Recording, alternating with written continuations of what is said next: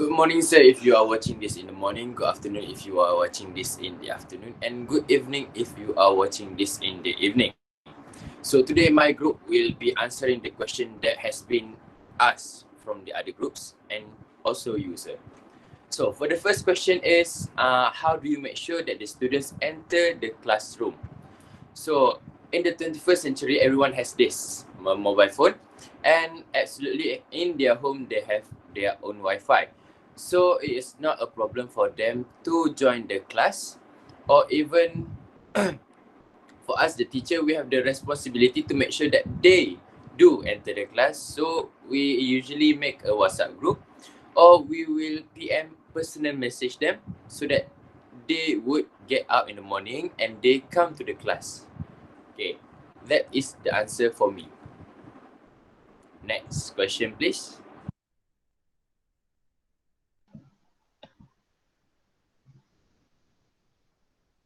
Okay, next we're moving on to the second question. The question is from Nurul Hamizah binti Muhammad Asri. Is there any disadvantages of using Google Classroom? Based on my research and my findings regarding the review from the users on the internet, there are several problems or cons or disadvantages in using Google Classroom.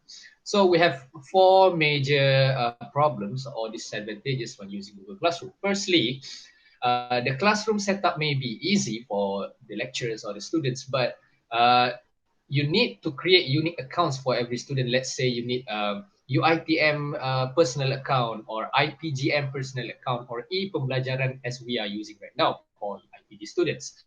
And then if we have a personal Gmail account registered by our name and our domain, like as for me, Muhammad Faiz 5 at gmail.com, we can use it in Google Classroom.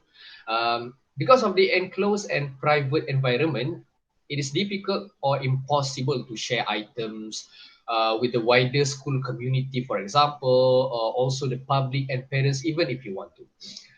Then the second one is no automated updates. The system of Google Classroom cannot be updated automatically. So students need to refresh it daily in order to avoid missing of any homework or assignment. I think everyone has experienced where we have discussion session in Google Classroom where the lecturer or the teachers just put a simple topic to discuss and then the students will comment on it.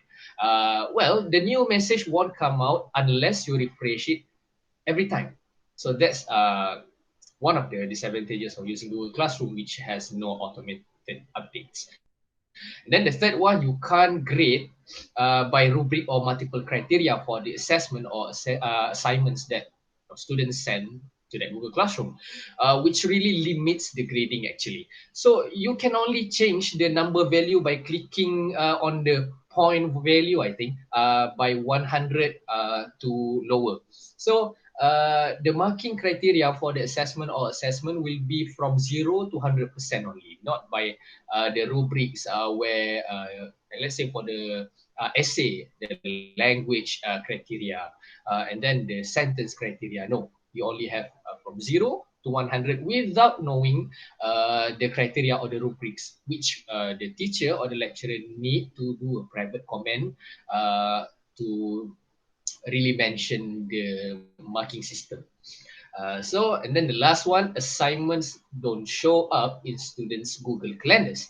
As for Malaysian students or Malaysian education system, we don't fully utilize it, but for some other countries, they fully utilize the Google applications. They don't use Microsoft PowerPoint, they don't use Microsoft Word, Microsoft Excel, and then the other things from Microsoft, they fully utilize the Google applications like Google Docs, Google Slides, Google Sheets, and also Google Calendars for their reminding about the upcoming assignments or upcoming due dates. So even Google Classroom and Google Calendars below the same developer, which is Google, it doesn't tally at all. Which if they have a new assignments or they have a new assessment, which supposed to be sent by this due date by this week or this particular time being, like 10 a.m. or 10 p.m., they don't even show up in Google Calendars, which is really a disadvantage of using Google Classroom. So we have four major disadvantages and also more, but it has also come back to the main four major points. So there are disadvantages actually in using Google Classroom. And I think that answered the question. So we're moving on to the third question, will be answered by next presenter. Thank you. Okay, moving on to the third question. It comes from Amrina Rushada binti Maizatul. How the use of PowerPoint in teaching the preposition can attract the pupil's attention. So, first of all, there are several benefits that we can get by using PowerPoints. So the first one is PowerPoints really helps teacher in deeper the understanding of the students about preposition. Why?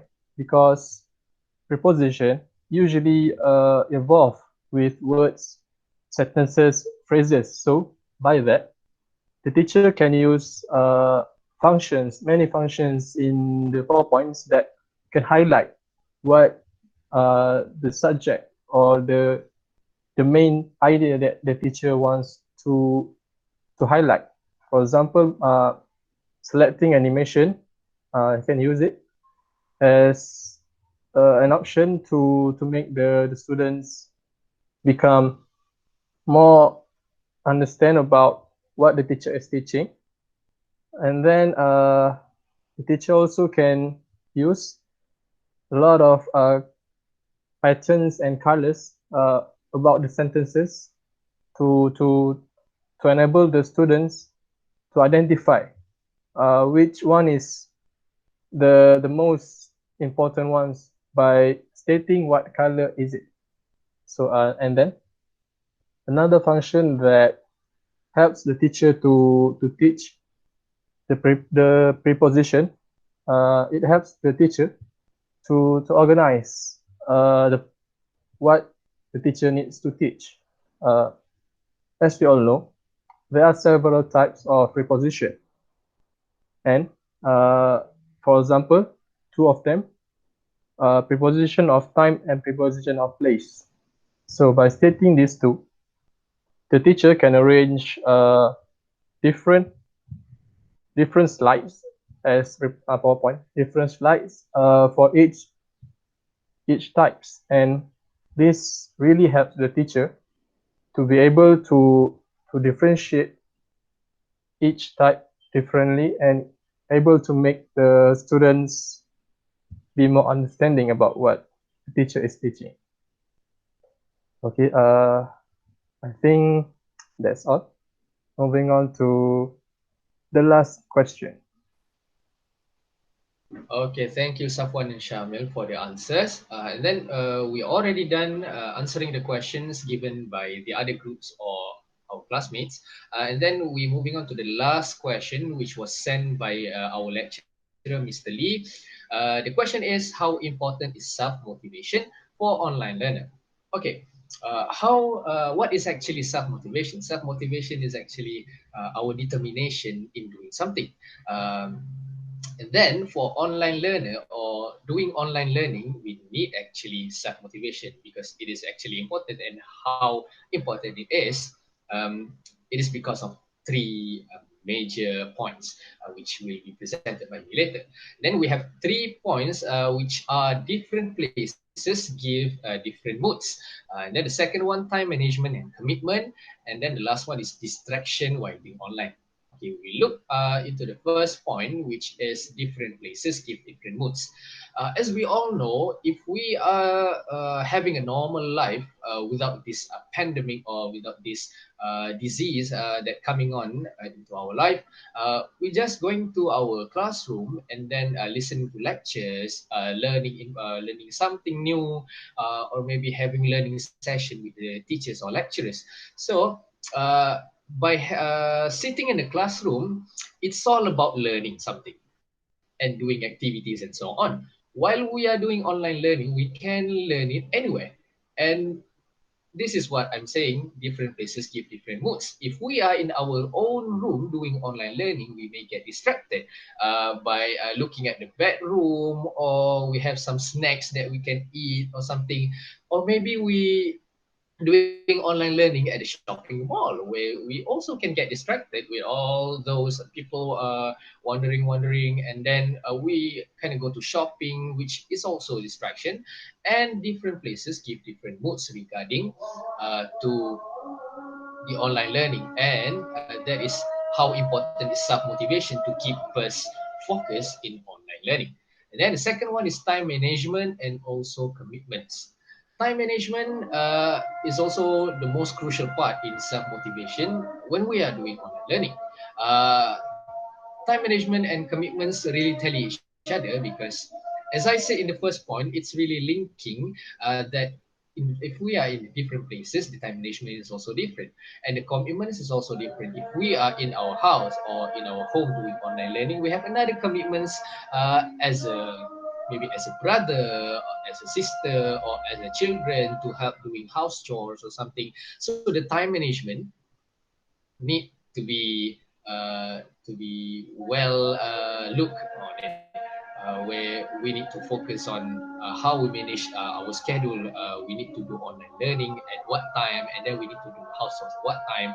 So both of our commitment as a student is also, and also the children at home, um, will not be one-sided at all. Okay, and then the last one, distraction while being online.